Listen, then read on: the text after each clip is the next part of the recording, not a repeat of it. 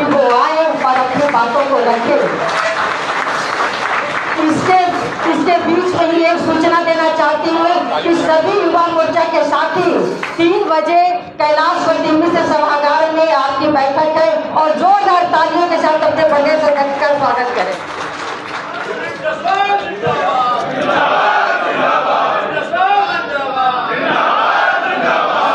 सबसे पहले आप सभी भारतीय जनता पार्टी के देवतुल्य कार्यकर्ता का मैं हृदय से अभिनंदन करता हूं कि आज आपकी शुभकामनाएं मुझे मिल रही है। धन्यवाद। अभी हम लोग हर घर तिरंगा अभियान के लिए पूरे प्रदेश के महत्वपूर्ण कार्यकर्ता यहां उपस्थित हैं और मैंने विशेष अनुरोध किया था बिहार सरकार के उप मुख्यमंत्री श्री सम्राट चौधरी जी को, श्री विजय सिन्हा जी को कि आप भी इस बैठक में उपस्थित रहें, जिससे पूरे प्रदेश के जो कार्यकर्ता यहां आ रहे हैं उनके सकारात्मक ऊर्जा को हम पार्टी के संगठन के लिए और पार्टी के संगठन को मजबूत करने के लिए सरकार की ओर से भी और संगठन की ओर से भी अपनी शुभकामना उनको दे पाए, इसलिए आज सभी लोग यहां मौजूद रहे। ऐसे हमारे भाई और बिहार सरकार के उप मुख्यमंत्री, विधानमंडल दल के नेता श्री सम्राट चौधरी जी, इस कार्यक्रम के प्रभारी और प्रदेश के महामंत्री श्री शिवेश राम जी, श्री जगन्नाथ ठाकुर जी, श्री मिथिलेश तिवारी जी, श्री राजेश वर्मा जी, श्री राधा मोहन शर्मा जी, ओम प्रकाश भुवन जी, बहन पिंकी कुशवाहा जी, सतपाल नरोत्तम जी, प्रदेश के सभी वरिष्ठ पदाधिकारीगण, प्रदेश मोर्चा के अध्यक्ष एवं उनके प्रभारीगण, प्रकोष्ठ के संयोजक, जिला अध्यक्ष, जिला प्रभारी और प्रत्येक जिला से आए हुए हर घर तिरंगा अभियान के इस टीम के 5 सदस्यगण, उपस्थित सभी हमारे क्षेत्रीय प्रभारी और सह प्रभारी भी है ना, क्षेत्रीय प्रभारी, सह प्रभारी, सर्वज्ञो देवज्ञो नमः, अगर किन्हीं का नाम छूट गया तो सभी लोगों को मैं आज यहां पर आज हृदय से अभिनंदन करता हूं। केंद्रीय नेतृत्व ने आज प्रदेश अध्यक्ष की जिम्मेवारी मुझे दी है। भारतीय जनता पार्टी में कोई पद नहीं होता है, जिम्मेवारी होता है, चुनौती होता है और इस चुनौती को मैंने आपकी ताकत पर स्वीकार करके प्रदेश अध्यक्ष की जिम्मेवारी स्वीकार की और मैंने कोशिश किया है कि जिस दिन से मैंने प्रदेश अध्यक्ष की जिम्मेवारी संभाली है, सरकार और संगठन दोनों मजबूती के साथ आगे बढ़े। आपने देखा कि सहयोग कार्यक्रम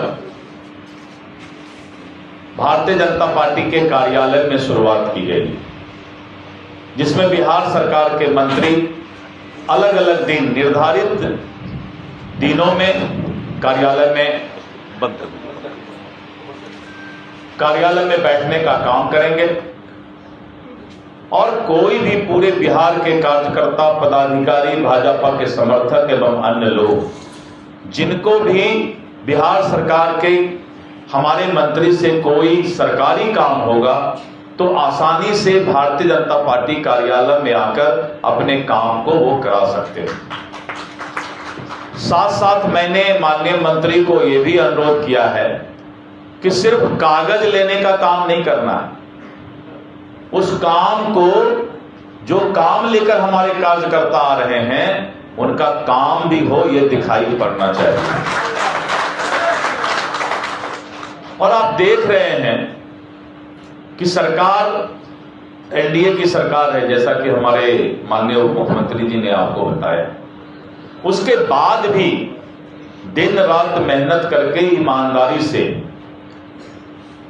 अपने विचारधारा को कैसे हम जीवित रखते हुए सरकार को चलाएं, इसका पूरा प्रयास किया जा रहा है। 30 सीट और आ जाता तब तो कोई दिक्कत नहीं था।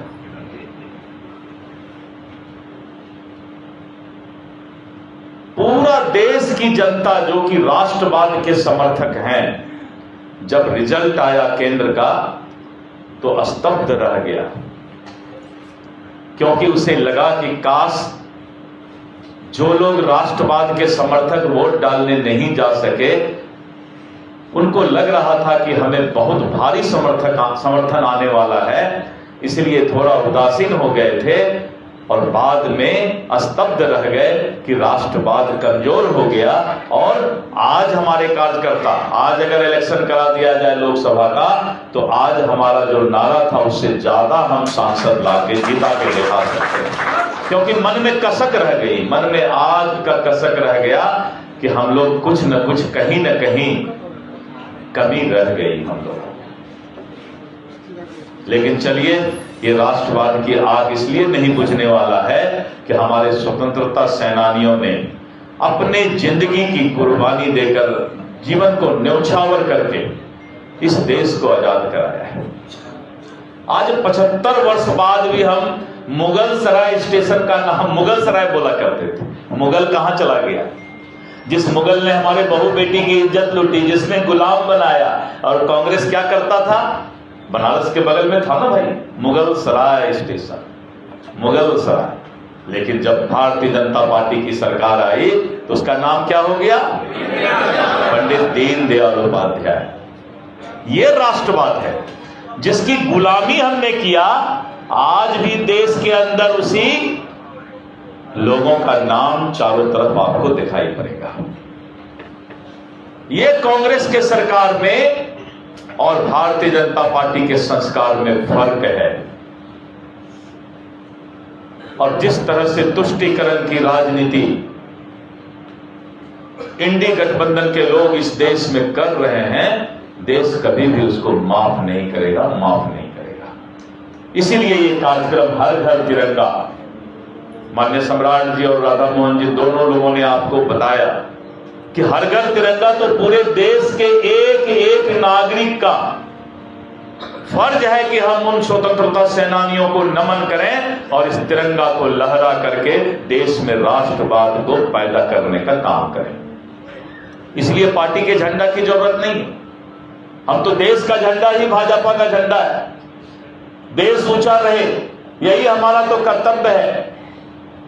तो हम लोग हर घर तिरंगा का कार्यक्रम जो केंद्र की ओर से आया है, जो तिरंगा यात्रा निकालना है, विभाजन विभीषिका के बारे में बताना है, और जो 13, 14, 15 हर घर तिरंगा फहराना है, इस कार्यक्रम को हम लोग चुनौती के रूप में स्वीकार करके इस बार सबसे अच्छा ये कार्यक्रम हो, इसकी चिंता हमारे भारतीय जनता पार्टी के कार्यकर्ता करेंगे। एक तरफ एनडीए की सरकार बिहार में सबका साथ, सबका विकास, सबका विश्वास लेना चाहती है, और वहीं पर चांदी का चम्मच लेकर जन्म लिया हुआ नौमी फेल साहबजादा बिहार में रोजगार की बात करता है। और दुनिया जानती है कि अपने घर को रोजगार देने वाला और समाज की चिंता नहीं है उसको, परिवारवाद को रोजगार देने के लिए वो शासन कर रहा है, लेकिन उसके बाद भी जात पात में बांटकर समाज में मतदाता को बेवकूफ बना करके वोट लाने का काम ऐसे दल करते हैं। भारतीय जनता पार्टी के कार्यकर्ता का सबसे, अभी जो 2025 का विधानसभा चुनाव आ रहा है, आपकी जिम्मेवारी है कि आज से इस बात को हम चुनौती स्वीकार करें कि देश का राष्ट्रवाद को अगर जीवित रखना है तो ऐसे जात पात की राजनीति करने वाले को रोकना पड़ेगा मित्रों, रोकना पड़ेगा। और अध्यक्ष पद की जिम्मेवारी और इस चुनौती को मैं ईमानदारी से निभाऊंगा, इस बात का मैं वादा करता हूं। लेकिन कार्यकर्ताओं का सम्मान भी आवश्यक है। जब सरकार बनता है तो हमारे कार्यकर्ता के दिल में ये इच्छा होता है कि 5 साल 10 साल से हम मेहनत करते हैं, हमारा सम्मान भी तो हम लगे कि हमारा सरकार है। कार्यकर्ताओं को जब ये महसूस नहीं होता है कि हमारा सरकार है, उसके बाद भी हम उपेक्षित हैं, ये जब महसूस होता है तो बड़ा दुख होता है। लेकिन सम्राट जी और सभी लोग, सरकार के जितने लोग हैं सरकार में, मैंने अनुरोध किया है कि हमारे कार्यकर्ताओं को भी एहसास होना चाहिए कि आजादी मिल गई है। 370 धारा हटा, राम मंदिर बना, और इतना ही नहीं, आने वाले समय में और भी बहुत कुछ होना बाकी है। देश की असली आजादी तो अभी बाकी है। अभी तक तो ये सब झांकी था, अभी तो देश की असली आजादी बाकी है। और असली आजादी दिलाने वाले सबसे बड़ा कोई हार्डकोर और कार्यकर्ता है तो वो भारतीय जनता पार्टी का कार्यकर्ता है। इसलिए मित्रों, मैंने पहले ही दिन कुर्सी संभालते वक्त कहा था कि कार्यकर्ताओं को सम्मान देना, बुजुर्गों को सम्मान देना, जिन लोगों ने पार्टी को सींच कर यहां तक लाया है उनको जाकर सम्मान देना और नए लोगों को पार्टी से जोड़ना, ये मेरा कर्तव्य होगा और मैं इसको निभाने का काम करूंगा। और विपक्ष के लिए कभी भी मेरी आवाज कमजोर नहीं होगी।